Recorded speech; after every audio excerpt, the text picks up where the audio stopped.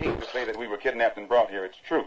It's not hate to say that we were Jim Crow, discriminated and segregated. It's true. Our problem has been, as black people, we've always been concerned about white America, never about... I can't be a pessimist because I'm alive.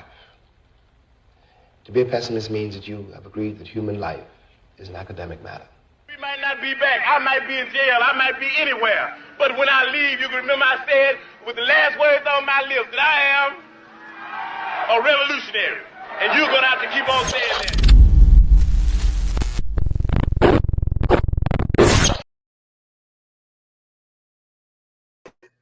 Thank you for tapping in. It's Brian HRap B. Williams. This is the End of the Bench Media. Thank you again for tapping in. Today's episode is going to be an interesting one as well. Racism on the move. The reason I call it racism on the move is because we are living in a time in which people who used to be uncomfortable being racist, they're doing everything they can to kick off engagements that are driven by race. They're comfortable attempting to pass laws that are discriminatory. They're doing everything they can. As I've been saying, I've been saying this for quite some time. They've been doing everything they can to move us back to the 60s, not the 1960s, the 1860s. This is where they want us. They want to put us in situations to whereas they can get gang control. They have openly said, hey, this is what we want to do. We want control because we want control of the country because it's a white country and we need we need things to go back to the way they used to be. They have no issue saying these things. They have no issue living these things.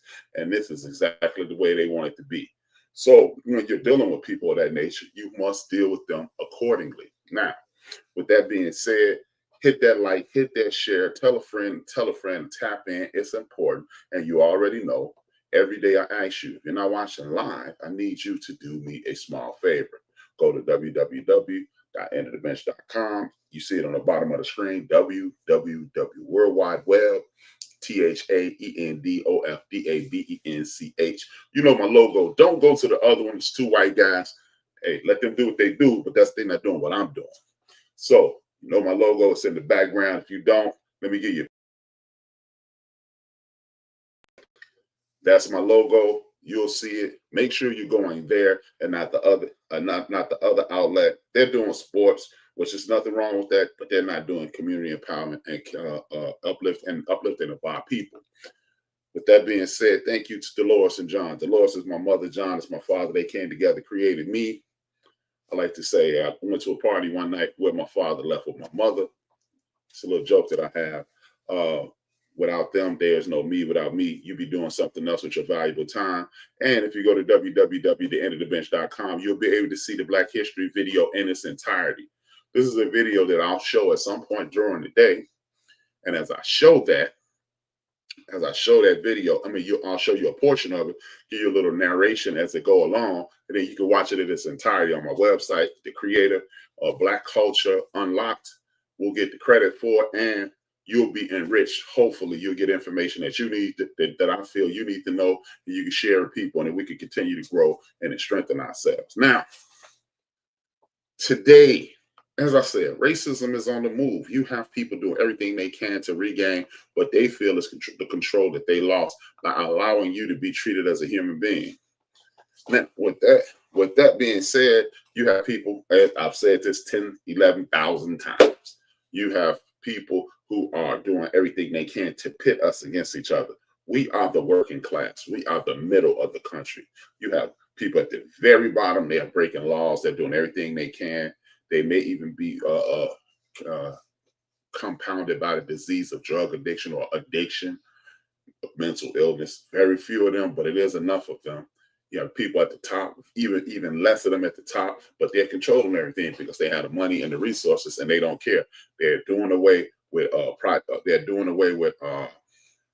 fuel regulations. They're doing away with water regulation. They're doing away with air regulations. They're doing away with education because, as you see, they have this other K2 a planet that's 3 times the size of Earth, and they're trying to get to that planet. They'll destroy this one if they think they can get there, and maybe they already have the technology to get there, so that's why they don't worry about this place. But seeing how you and I, seeing how we get up and go to work on a daily basis, we don't have that technology, so we have to do everything we can to protect this globe that we're spinning around on, this ball that we spin on, the ball that we live on, and we have to do everything we can to protect it, because if we don't, they'll destroy it for profit and gain, and that's the way we're living.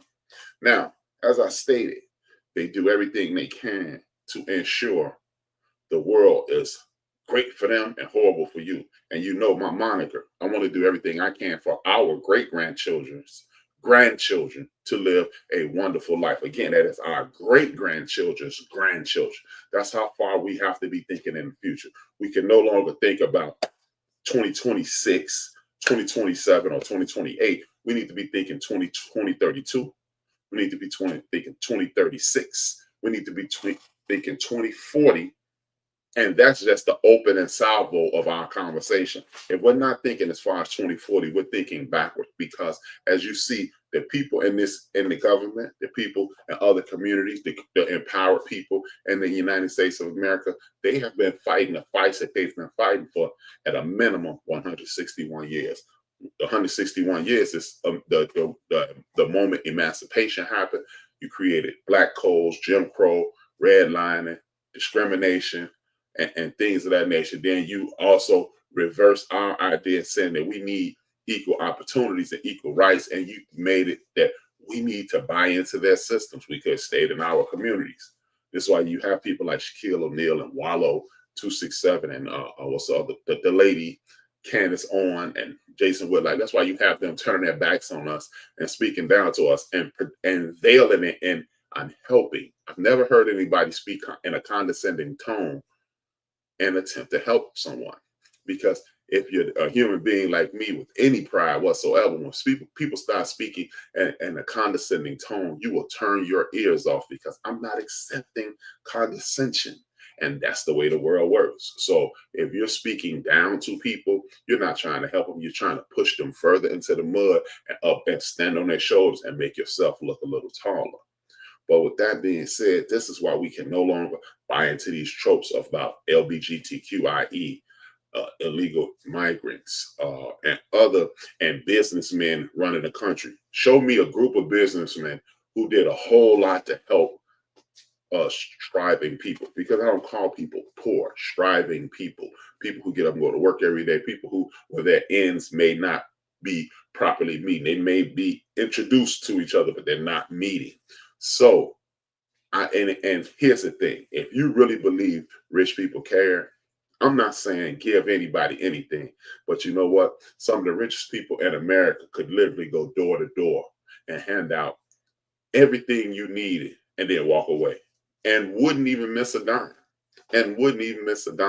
So how is it possible for as many people that they do as we have in the United States to struggle if the rich people actually care? They care about money. Is that a problem? No, it's not. But I too enjoy money. I too want riches beyond whatever you can dream of. But you know what? I want riches to beyond the average person's imagination. Not only so I can do what I want to do and buy the things that I want to do, and go see the places that I want to see. I also want to enhance academics, enhance communities, enhance people's lives, because a rising tide lifts all boats. I would love to be part of that tide. Most millionaires and billionaires, they just do not. They want to continue to get richer and more powerful, and they don't care about the people at the bottom. Not realizing that if I help you live a living wage, i.e. Henry Ford, one of the biggest racists in the world, don't get me wrong, but i.e. him, he made the cars affordable for the people in the plant, so the people start purchasing the car, so he would always have money. The money would always flow out of his pockets. This is what I want you to understand. If we can help each other, every time you help somebody, you get a little higher, they get a little higher. And if everybody continues to get higher, bam, it works. And of course, there's somebody, and there will always be that one doubting Thomas, like in the Bible. There will always be that one person that said, but some people don't. And guess what? it's somebody that makes more money than you that's saying you should be where they are. And you can explain to them why you're not. So do that, use that same logic and look down, and maybe you can offer a helping hand. With that being said, we are watching history repeat itself. And what do I mean by that? History is being revised. And I don't mean rewritten, it is being revitalized. And what do I mean by that? They are reenacting laws like the Fugitive Slave Act, and you don't even realize that's what they're doing. At one point, for those who don't know, the Fugitive Slave Act is this. If you, first of all, they gave people who were enslaved a legal disorder for wanting to escape enslavement. It was called drapetomania. That means I no longer want to be treated like a farm animal. I no longer want to be captive. I want to get away from you and everything that looks like you. And they said that's drapetomania, and they created a law saying that, hey, if you help someone get away from these death camps that we flowerily call plantations, what we will do is hunt you down like a dog. We created the police for that. And then anyone who helps you will be also breaking the law. And then they were going around grabbing people. That's how you got the movie 7 Years a Slave or 12 Years a Slave, because they were just going around grabbing people and then re-enslaving them, even people who were free. They're doing the same thing to the Latino community. They're doing the exact same thing to the Latino community. And if you want to take it back a little further, just fast forward it past slavery, we could move right into World War II, when they were grabbing people up off the streets and putting them in containment camps called the concentration camps, and they were moving them to other countries. Your man who loves the book Mein Kampf, and this is right out of that playbook, he's doing the same thing with a small country called El Salvador, giving them $6 million a year so they will hold people. They're grabbing people whose quote unquote papers haven't even expired. How the hell do I need papers to be on wait a minute. I need papers to be on the earth that your God created. And he said, this land is my land, from sea to shining sea. You'll sing that song, and then you'll send people say, hey, they're illegally here. And you have stupid black people buying into that nonsense. You're here illegally too. You know how you're illegally? Because you are stolen. You were stolen. This land was stolen. How can you have justice on stolen land? But this is what we're buying into. And you are sitting back watching, just like the people who are called gypsies and the Ethiopian Jews, and then Ashkenazi Jews. And then we had a guy by the name of Adolf Hitler who had to be exterminated for his actions. This is what we're living through right now. We're living and breathing in those times right now.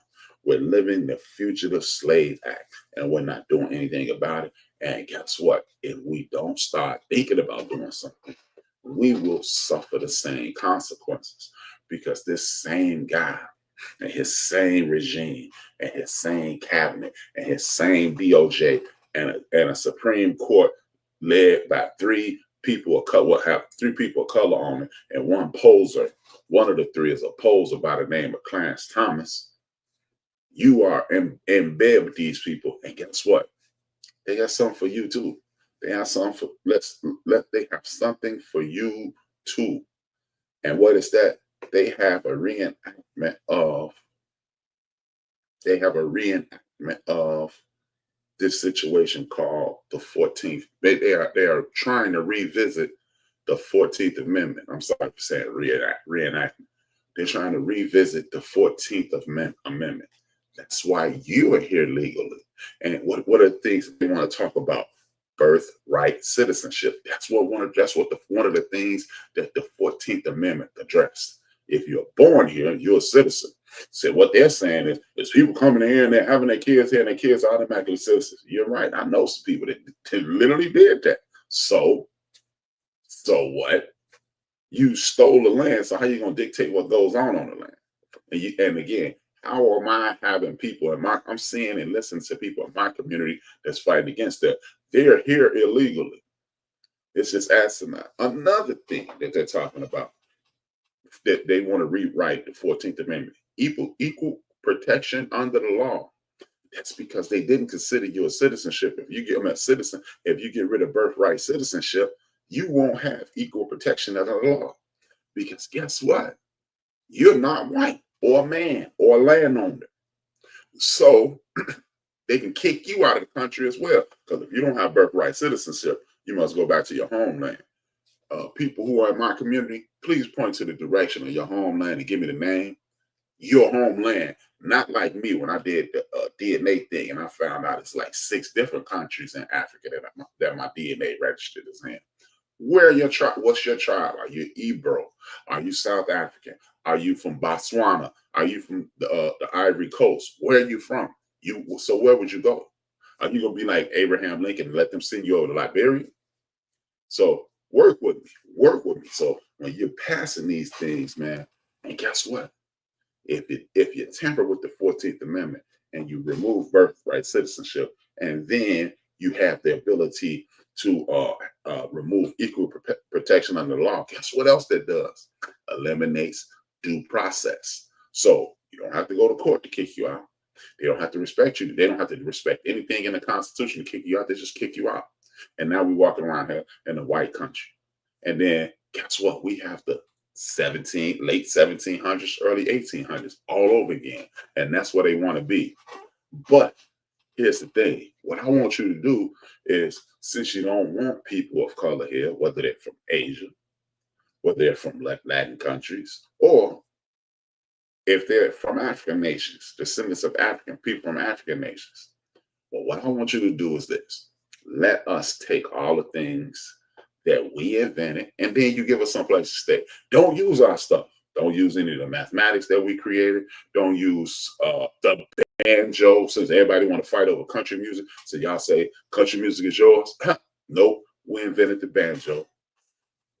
This internet, the technology behind the internet, the technology behind the Ring doorbell that everybody making money off of. The technology, you have this jackass Gayle King. Sorry, I'm gonna cut the profanity out. Please forgive me. You have this lady named Gayle King talking about she's an astronaut. Have you been in space? You haven't either. But guess what? The numbers that get you there, there was a black woman who did that. The stoplight, we want to take the stoplight with us. We need that. The automatic transmission, come. We need that. The filament for the light, come. See, you love our rhythm, but you hate our blues, even though you gave us the blues. We must stop allowing people to tell us what to believe in, how to believe in it, and what we can do to make things better. No, they are white nationalists. And since the word of the day is narcissists, they're narcissists. And what they have to do, what you have to do, is make yourself available for every opportunity to do away with the foolishness and the madness. Otherwise, they will sneak this stuff past you and destroy you. Right now, you know what time it is. Time for a Black History Moment. Give you a little information in regards to Black History. You can go to my website and check it out. I want you to check it out. And I'll be sitting here with you watching this and doing a little narration at this point. After that, I'll go back to the topic at hand. Picture this. April 13th, 1873. A small town in Louisiana is on fire. Gunshots rang all over the streets. More than 150 black men, freedmen, newly empowered by the right to vote, were captured like cattle, some bound, some begging for their lives. White vigilantes.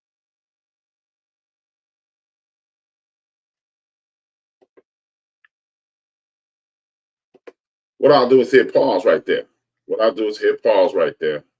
And I'll take it from there. As you see, people who are allegedly free, that's what he said.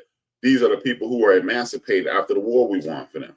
They were run up on, they were attacked, they were beaten, they were captured, they were herded, they were herded, and then they were under attack. People were doing these things. Now, they won't do that now. Yes, they will. Let's not forget, April 19th, 1993, a guy by the name of, what's his name? The Unabomber. Can't think of name. Not David Koresh, because he was doing it a year after the David Koresh situation. Timothy McVeigh. I'm sorry. Timothy McVeigh, he blew up a federal building. He blew up a third of a federal building. You had militia lining up, talking about fighting the government. These people are the ancestors of the people who did this to our people let me get back to the video. Wasn't a battle. It was a massacre. The Reconstruction era should have been a time of hope, a new beginning for millions of black people who were freed after centuries of being bound. But for white supremacists, this was a threat, a world where black men could Look at that, a world where black men could own land and be equal to them, instead of saying, hey, I'm better than you anyway, since you're a white supremacist, you're saying that you're better than me. What you can do is own land, vote, and even hold public office. Unacceptable. So they unleashed hell. Lynchings, massacres, assassinations, and violence became the tools to erase black progress. The Ku Klux Klan rode through the night, burning homes and terrorizing families. Armed militias like the White League and Red Shirts waged war against democracy. And what did the U.S. government do? Nothing. The courts also turned a blind eye. The bloodshed wasn't coincidental. It was deliberate. It was a coup. Today, when we hear about Reconstruction, most history books ignore the horror beneath. They tell you it was a time of rebuilding. But what they fail to tell you is how white supremacists strategically used terror to destroy it. Now, you heard the same things. I just spoke about that. I spoke about the Supreme Court turning a blind eye to the president, ignoring orders from judges. You have militias ganging up with weapons, gaining armory, weaponry, what are those things? Bunkers and things of that nature, because they don't want you to be even. They don't want you to be treated as a human being. And we're sitting around pretending that these things aren't happening right now.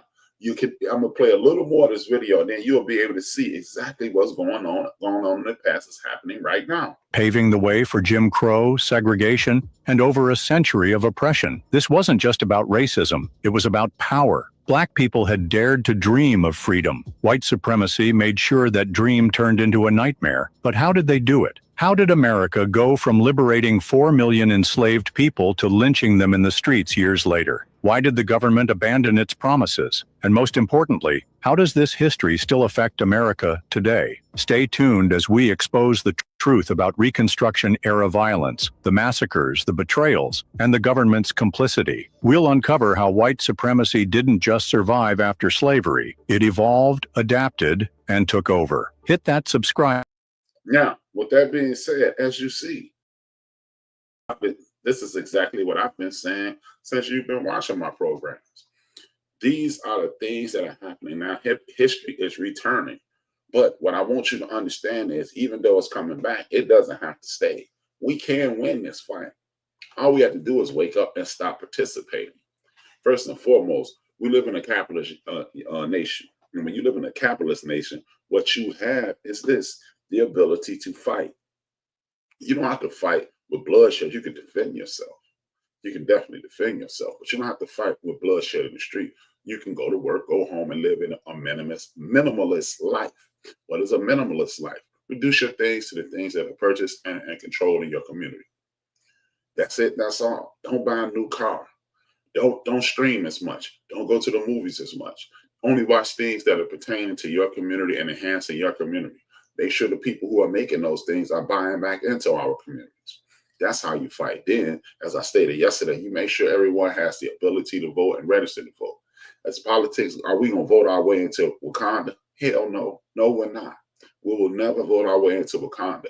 But what we can create is what one of my favorite people says, I'm going to read down your favorites. We can create our own Blacklandia. And what is that? The communities that they talked us out of when integration, when segregation ended. We can create our own hospitals, which we had 100 years ago. We can create our own industries, which we had 100 years ago. China is giving you the blueprint saying, hey, if they want to overcharge you, I'll let you know what it costs over here, and you just pay for shipping. We purchase it over there, and then we sell it over here. That's how we can do these things. And we can create our own shopping centers and plazas and recreate our own communities. And then we can have security for those communities. That's what we can do. That's what we have to do. And then we can unite with other impoverished communities, disadvantaged communities, and make it basically a coalition of peace, like the late great Fred Hampton was doing, like the late great Dr. Martin Luther King was doing. And that would only be in a political aspect. We don't need to be your friends in every aspect if you don't want to unite with us. But what we can do is unite and keep these people up off of us. And then you go over there and I stay over here. A lot of people hear that and go, I mean, he's a separatist. Well, I'm a blackitist. That's what I am. I'm a black nationalist. I am a Pan-African black, a left-handed Pan-African black nationalist, which means I think outside of the box because I'm left-handed. I'm a Pan-Africanist because I care about black people worldwide. And I am a person who lives in this community. I understand this community will be attacked the hardest because if you can get this community, the largest community in the country, you can weaken everybody, and then most people will stand down. It is time for us to join the fight, black people. Look, we made our point, and we didn't get involved with the fight. But now, unlike in the past, we have a blueprint. We have Marcus Garvey's blueprint. We have the noble Drew Ali's blueprint. We had the late great Marcus Garvey and the late great noble Drew Ali. We have also the late great most honorable Elijah Muhammad. We have the late great Malcolm X, Dr. King, Fred Hampton, Kwame Ture, Dr. Amos Wilson, and countless others. We have their blueprint. And one other is one person who they don't want us to use as blueprint, and it's Khalid Muhammad. See, these people was talking about us, protecting us, and doing for us at the same time. And Dr. Khalid Muhammad, you know, he said, and protect yourself at all costs. That's the problem. We have built Eatonville. We have upgraded the south side of Chicago and Bronzeville. We have had Africa Town. We've had things all over this country that have been thriving black communities. But we didn't go and use the legal services in the United States of America to benefit us. And we also didn't exercise our rights as citizens in this country. And we could even go as far as doing what Drew Ali said. No, what Drew Ali said, to become sovereign. We can do all these things if we participate. If we stop saying, I'm going to be okay.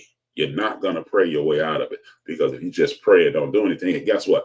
I'm praying that this show takes off. But if I only do one show every 6 weeks, I do one show a month, it won't take off the way I want it to. You have to put work into this. You must reach out to other people and reach out to other organizations inside and outside the community to make it work. You must build a wall around our community.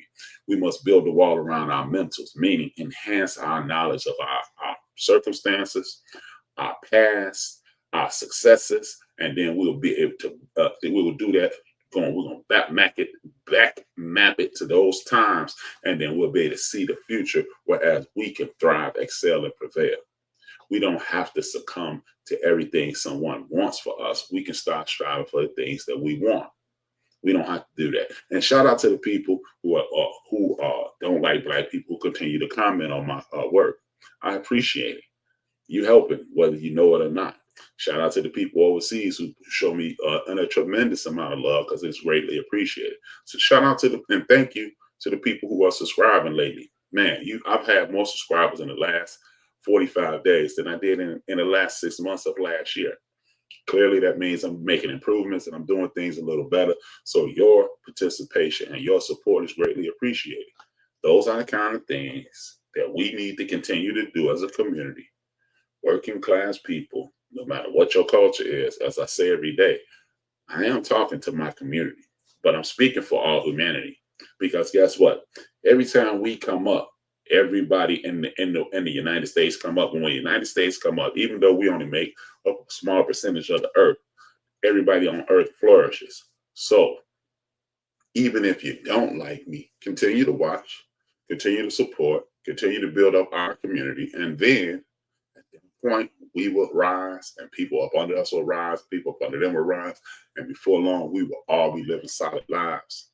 Or we can continue to do what we're doing, buying into the fact that we don't want, and we're doing this, and our children are bad, and that's our problem. Our problem is you, because you have allowed the people who have built a reputation, built a nation, and built coalitions to trick you into believing that your people are not worthy. You believe them.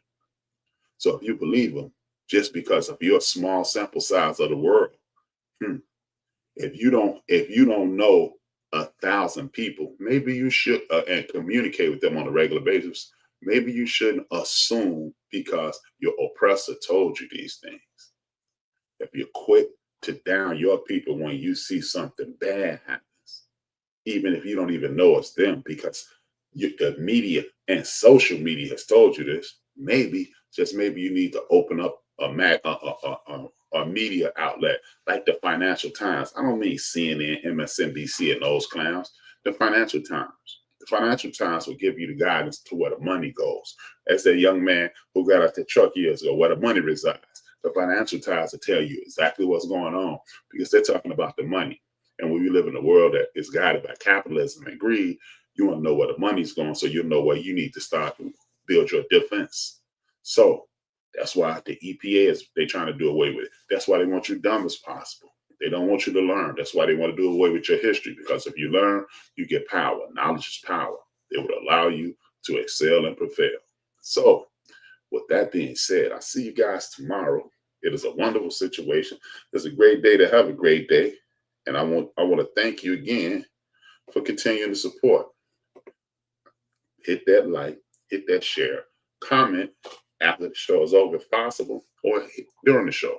It's greatly appreciated. I am Brian HRap Williams, and you already know what time it is.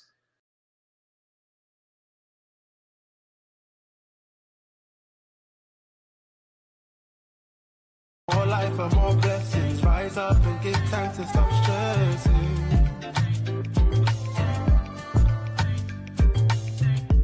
More life and more blessings. Rise up and give thanks and stop stressing. We don't take no L's, we take lessons.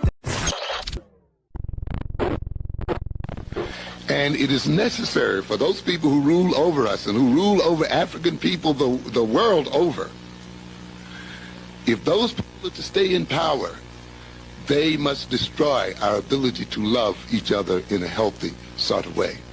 This is why